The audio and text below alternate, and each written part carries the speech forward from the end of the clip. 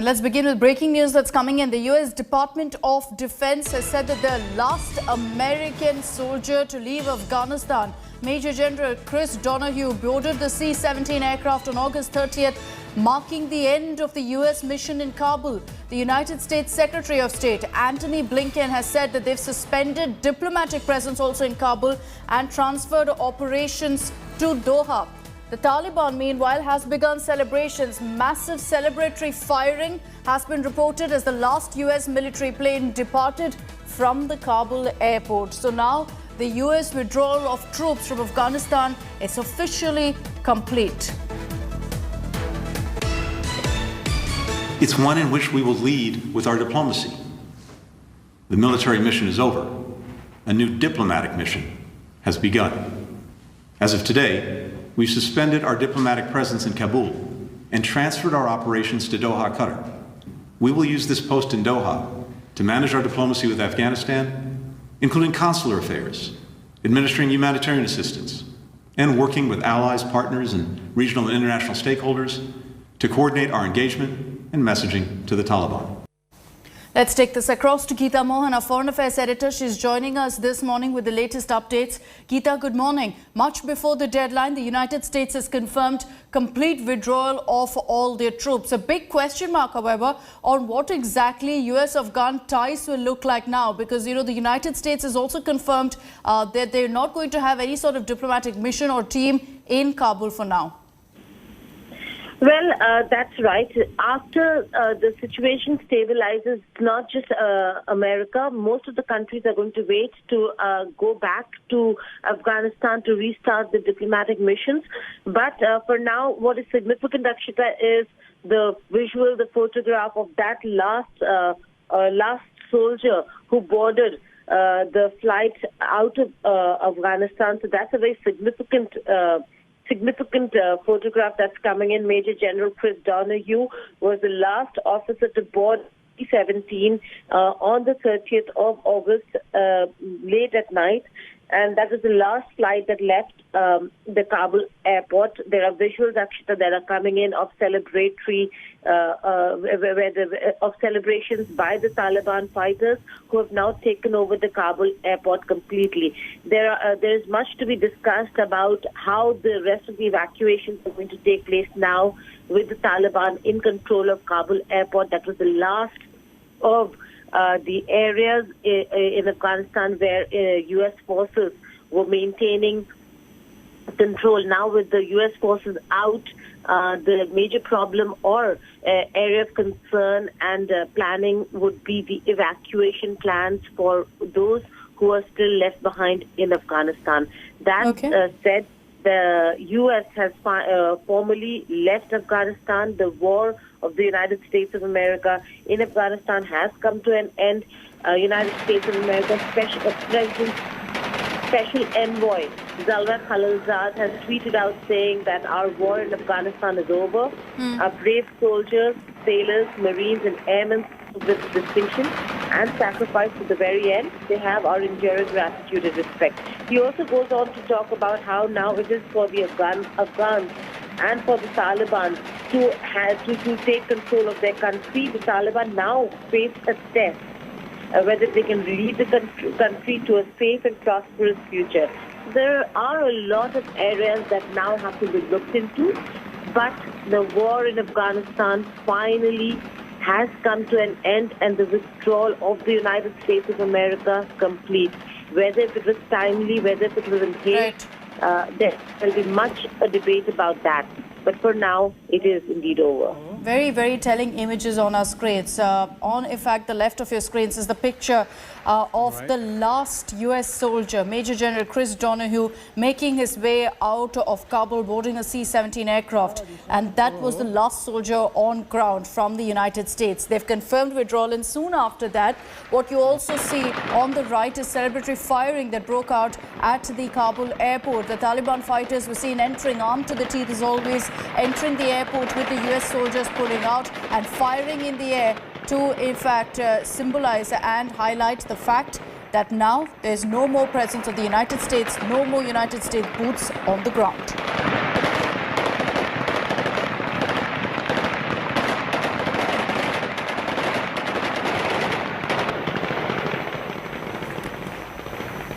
So as the United States has finally pulled out its last soldier on the ground, this is after spending 2 decades in Afghanistan, the country is now in tatters. Taliban has begun its rule and it's complete chaos really in the strife-torn country.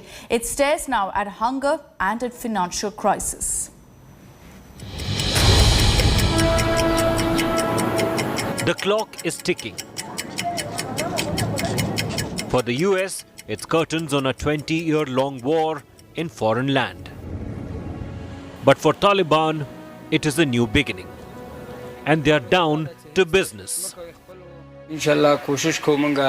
God willing, we will try to establish a safe atmosphere in all the provinces of Afghanistan so that the people do not worry and do not fear the Mujahideen, because they are our brothers and we protect them, and together with them we will build the homeland.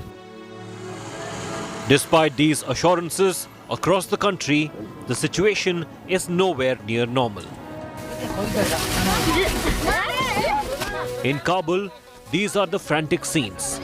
People reaching out for bags of food handed out by social workers.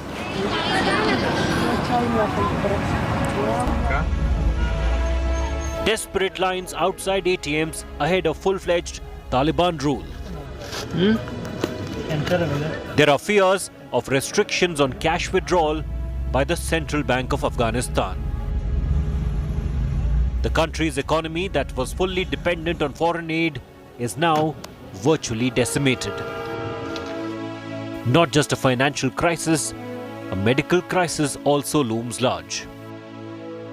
The fact that, as you may know, the whole health system in Afghanistan was supported from outside, foreign aid, mainly the World Bank, the EU, and some other donors. And as you may know, the World Bank, but also the IMF and some others, froze the funds for Afghanistan. And one of the great risks for the health system here is basically to collapse because of lack of support.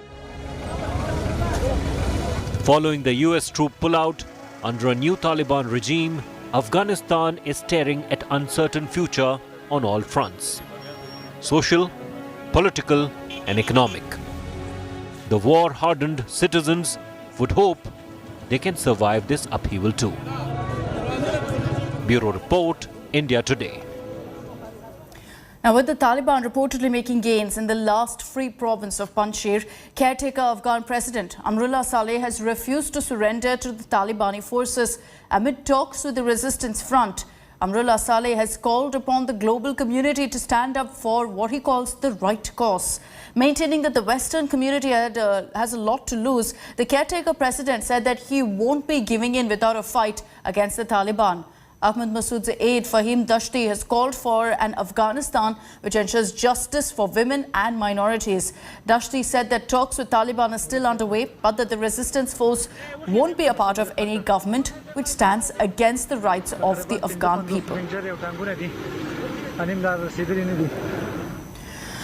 Meanwhile, the Taliban has made yet another outreach towards India. This time, you've got a senior Taliban leader, Sher Mohammad Abbas Stanekzai, describing India as an important country in the region. The man who started to be a foreign minister in the Taliban 2.0 government said that maintaining trade ties with India is important. This comes after a Taliban spokesperson had assured that India could carry on its reconstruction and development projects in Afghanistan.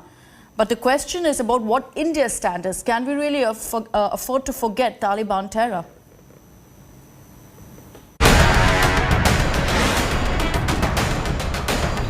As the Taliban government takes shape in Afghanistan, a senior member of the Taliban leadership, Sher Mohammad Abbas Stanekzai, has said that the group wants to maintain trade, economic and political relations with India.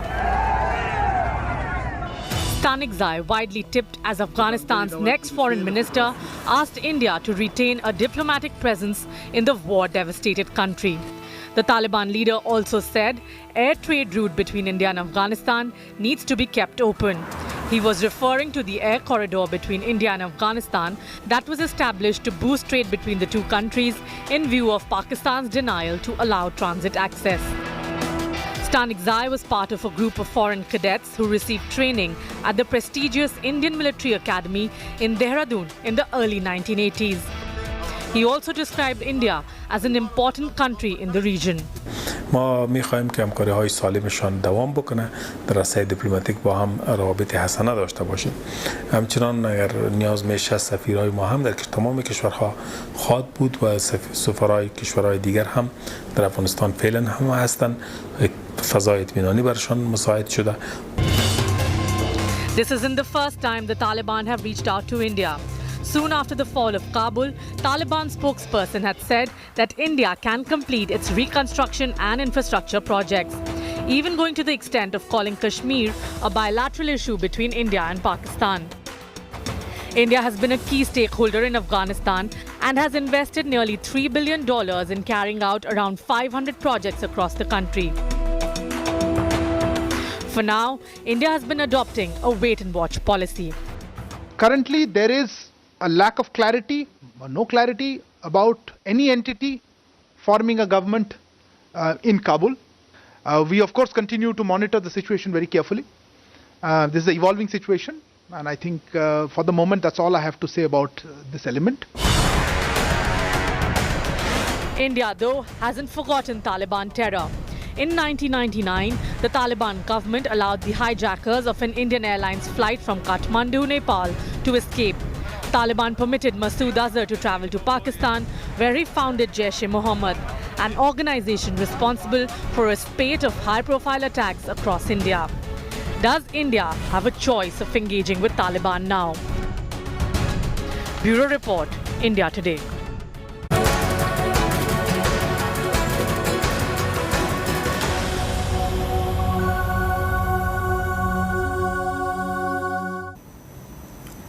Now, even as states are giving the green signal to reopen schools, a top cardiologist in India has raised alarm bells over opening up too soon. The COVID conundrum has taken over classrooms, and the question of should we or should we not let children back to school is a question with many concerns. Even as schools say that they have all COVID protocol in place, safety of children is keeping parents as well as teachers anxious. Top cardiologist and Medanta Group Chairman Dr. Naresh Trehan warned that it could just be too soon to reopen schools and called for utmost caution. Dr. Trehan said hospitals are not prepared to take the load of pediatric patients and drew a comparison with the COVID situation with kids in the United States. The top cardiologist also pointed out that we should learn lessons from the United States and how their pediatric hospitalizations increased after schools reopened. Dr. Trehan also said that the Delta variant effect made things worse for US and that India could potentially face a similar situation if we hurry and rush into reopening schools across the country. If you look at the US data, the schools opened around after 4th of July, which is their holiday season. In the middle of July, there was, in a week's statistics, 38,000 children got COVID. If you take it in August, the same period for 1 week, it is 138. So it jumped more than threefolds because of the school mixing, and the children showed very high level of positivity. I am in favor of waiting till the vaccine is around the corner now. So we have waited 18 plus months now. Then can we wait for another 2-3 months? And there's a lot of festivities coming up also. So on one side, there's a worry about schools reopening. On the other, it's the festive season. Janmashtami, Ganesh Chaturthi celebrations could potentially lead to a spike in COVID cases across India. Mathura witnessed grand celebrations with big lines at various pandals across the city. However, the festivities have been banned in Mumbai for the second year running as a precautionary measure for the Ganesh Chaturthi. Will these festivals lead to a COVID surge, or is enough being done to ensure that we're cautious on the ground? Mathura celebrates Lord Krishna's birthday with aartis, pujas and several events. Devotees crowded temples to offer prayers and lined up in hundreds for prasad. COVID norms were obvious casualty. आपने तो mask लगाया ही नहीं है। नहीं, जेब में रखा है मेरे। तो जेब से क्या होगा? वो देख रहा हूँ। भाई साहब, आप सेल्फी तो ले रहे हैं लेकिन मास्क तो लगाया नहीं आपने। दीजिए, जल्दी जल्दी। अरे अरे अरे अरे कहाँ भाग गए? मास्क आज तो लगाया। ले मास्क। ये अभी तक तो लगाया नहीं रहा। आप लगो तो कहावत है। If Mathura was exuberant, Mumbai is guarded. Celebrations are subdued in India's financial capital, which normally sees thousands gather to build human pyramids to break the Hihandis. The city, which has borne the brunt of the COVID pandemic with maximum infections till date, is taking extra precautions. Bharatiya Janata party स्वयं एक शंखासुर बन चुकी है। जिस तरह के इनके आंदोलन हो रहे हैं, इसमें कोरोना के नियमों की पूरी तरह से धज्जियां उड़ाई जा रही है। चंद्रकांत पाटिल जी स्वयं मास्क नहीं पहनते, उनके साथ कोई भी मास्क नहीं पहन रहा, सोशल डिस्टेंसिंग का पालन नहीं हो रहा। निश्चित तौर पर यह कहा जा सकता है और जनता को हम ये कहना चाहते हैं कि भारतीय जनता पार्टी के नेता स्वयं एक कैरियर बन चुके हैं कोरोना के।